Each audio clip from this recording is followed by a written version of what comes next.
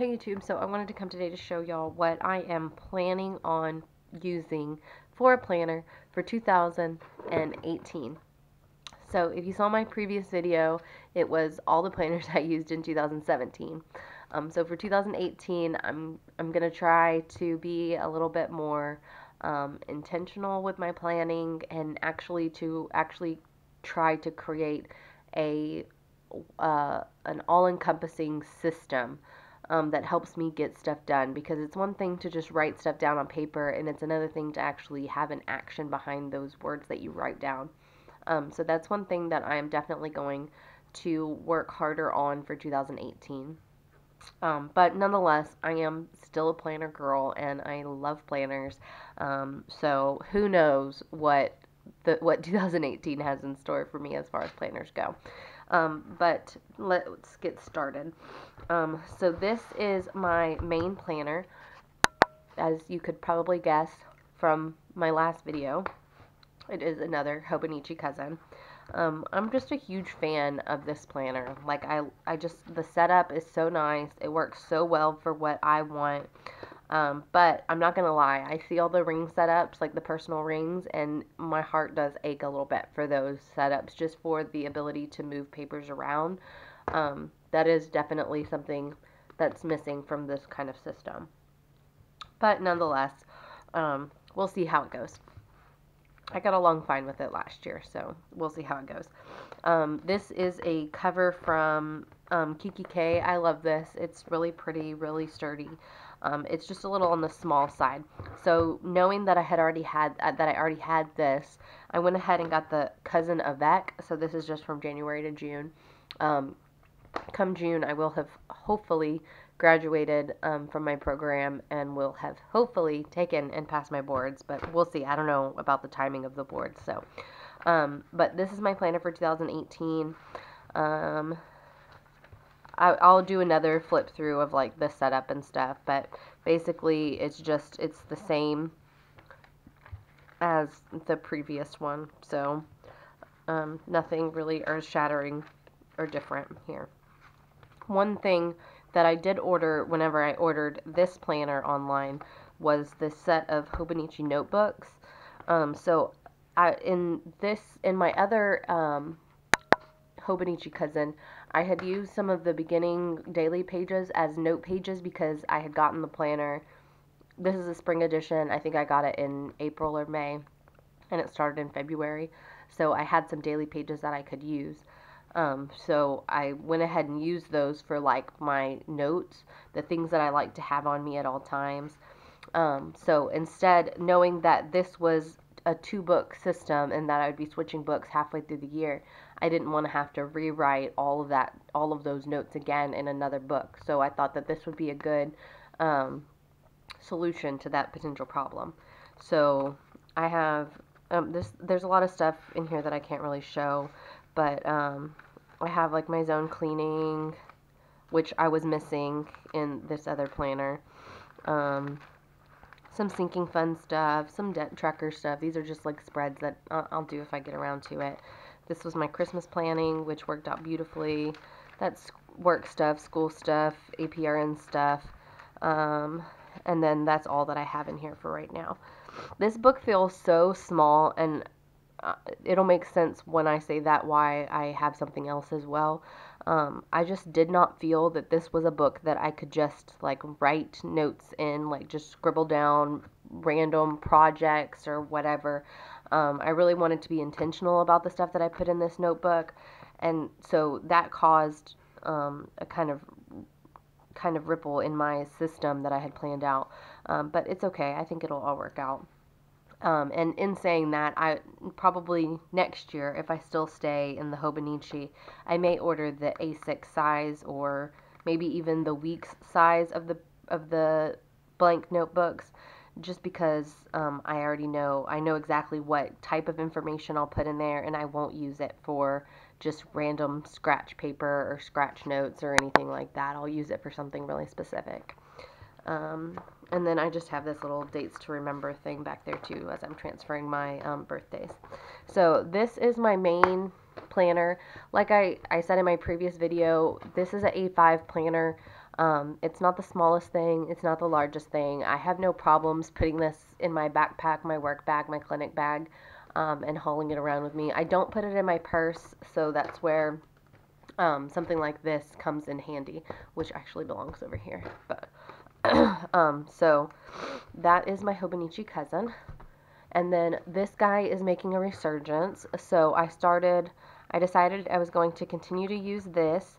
So this is my January, and then I have my week this week, and then I have some like notes in here for what my cash and stuff for what I had previously put in my personal ring bound planner. So this is just really small.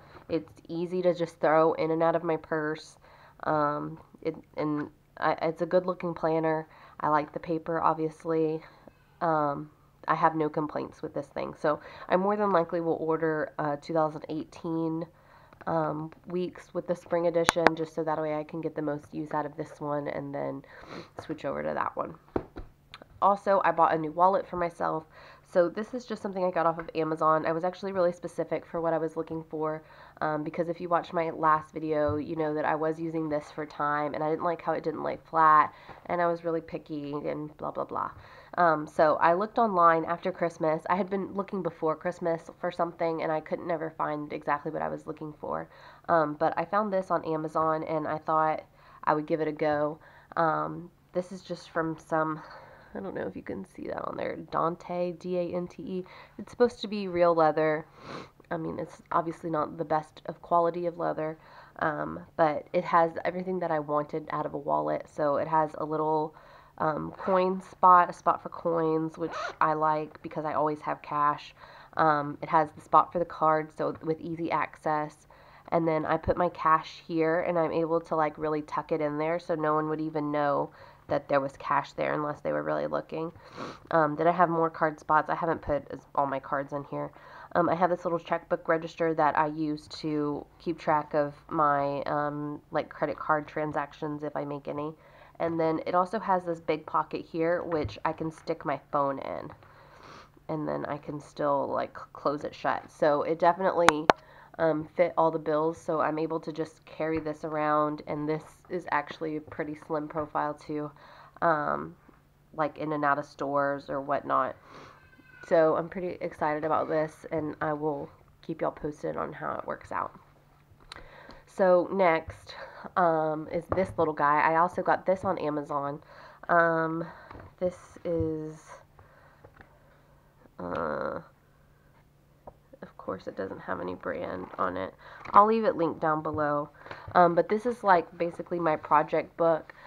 This is I saw Brandy Michelle Plans uses something similar, and I thought that was a good idea as something to just kind of jot down projects, plans, brain dumps, that kind of thing, and just have a centralized location for everything. This is the soft cover. I looked for a while to try to find a soft cover gridded notebook, which was actually more difficult to find than you might think. I think I wanted the soft cover so that way I could slide it into another planner cover along with my Avec, which I did order another planner cover. I'm not sure when it'll be in, but I will show y'all that once it arrives, and we can see if the Avec plus this notebook fit in there together. So in here, it's basically just pen and paper. I just have some notes, some continuing education, some school notes, some home notes, blog, YouTube. I had Christmas with my family. My girlfriend and I are already planning our graduation party, which if you've been through a graduate program or college or high school or anything, you know that that's like the most important. That's the only way that you keep going is you have some party plans. So the plans are some party. So we're looking forward to that. My husband and I are doing a Whole30, so this is where I'm going to write down any notes. I started writing out my planner review process.